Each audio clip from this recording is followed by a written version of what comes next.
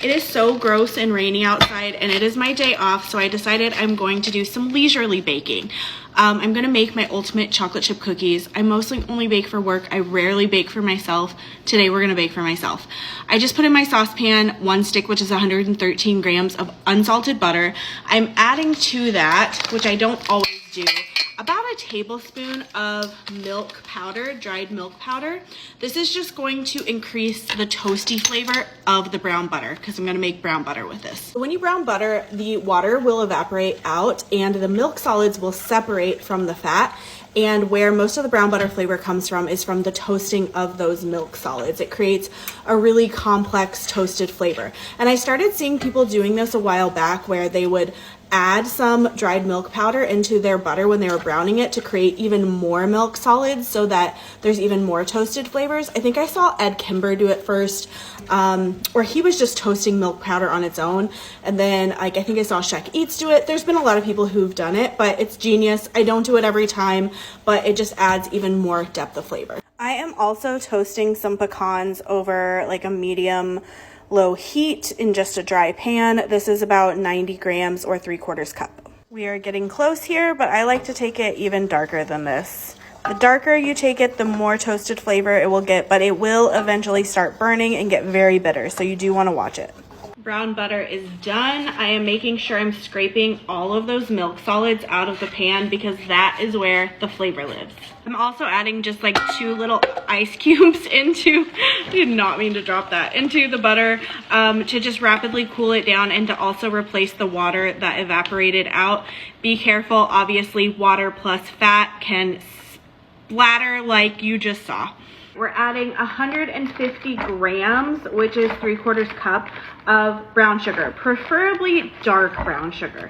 Dark brown sugar has more molasses in it than light brown sugar, which is gonna bring even more depth of flavor and also more chewiness.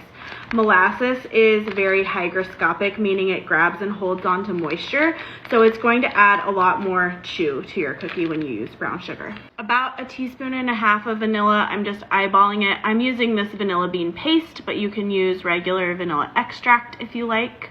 And 1 large egg, and no mixer needed for this. I don't wait for the butter to come back to room temperature. Everything just in the bowl with a spatula. Now, if you have made this recipe before from my website, that is different. I need to update it. I used to cream the butter and sugar together, let that butter re-solidify, but I have since kind of simplified my process and it's still just as good, if not better. 1/2 teaspoon each of salt, baking soda, and baking powder. Get how dark this mixture is from the brown butter and the dark brown sugar. It looks so good. It looks like straight up molasses. We need about 1 cup of oat flour. And I just take whole oats. I actually just have some quick cooking oats here. And I just blitz them up in my Vitamix. You could use a regular blender, a food processor, until they're pretty fine and powdery. They can still have some texture to them. I actually really like the texture that it brings. But this is gonna add such good flavor and chewy texture to your cookie. I don't really want whole oats in my cookie, but I just like that kind of like oat flavor and the chewiness that the oats bring. So again, 120 grams or 1 cup once it's pulverized. Before it's pulverized, it's gonna be more like 1.5 cups. You can see it's pretty fine and powdery, and all of that is going to go into the bowl. Also need 1 cup or 120 grams of all-purpose flour or plain flour. You need chocolate, of course. These are my favorite chocolate chips, the Ghirardelli 60% chocolate chips. I like how melty they get and they stay melty for a really long time. I know a lot of people really like Guittard chocolate chips. You could also just grab a chocolate bar and chop it up. You want about 1 cup, which I think is 140 grams. I'm a nuts in my cookies kind of girl, specifically toasted pecans. I know it's controversial. I know a lot of people don't like it. If you don't like it, leave it out. But I think it adds so much texture and depth of flavor. I'm a big fan. I like to leave them pretty chunky, and I also like to get all of the like nut dust. I don't know what else to call it. You know, when you chop it up and there's all these really little pieces, I like to make sure that all goes in too because it just adds more flavor. I mean, yes. I like really big cookies, like 1/4 cup. Usually at work I'll use a 2-ounce scoop, but I don't have any here, so I'm just using my 1/4 cup measuring cup and scooping them out. I think really large cookies gives you the best contrast of textures. I love all the textures.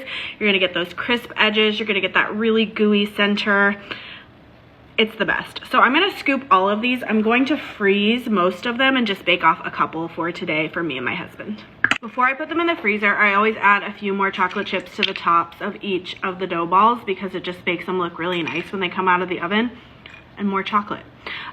This got me 11 cookies with my 1/4 cup cookie scoop. I like to let them sit in the freezer while my oven preheats, and then I am adding some coarse salt. I'm using Maldon salt. I think it's the best before I bake them because I think it adheres best if you do it before you bake them. They're going in a 375-degree Fahrenheit oven, which is 190 degrees Celsius, for about 8 to 10 minutes until the edges are set and the middle still looks a little bit gooey. I like to let them cool on the baking sheet for about 5 minutes to just help them solidify, and I already dropped this one upside down so the chocolate's all messed up, but they're so perfect.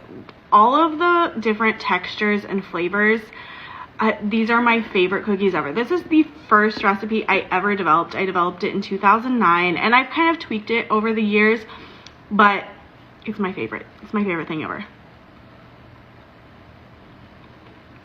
It has all the textures. It's crispy, it's chewy, it's got texture, there's crunch in there.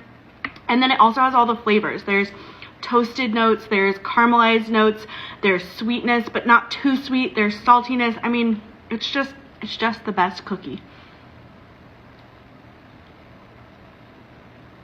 It's so good. It has all the flavors and all the textures. It's crispy, it's crunchy, it's chewy, it's gooey. It has some sweetness, some saltiness, some caramelized notes, some toasted notes. It's not overly sweet. I don't really like things that are super sweet, which is one of the reasons why I love this recipe so much. I'm gonna post the ingredient list on the next screen so you can screenshot it, but you seriously need to make these. Bye. One final look. So good. Okay, bye.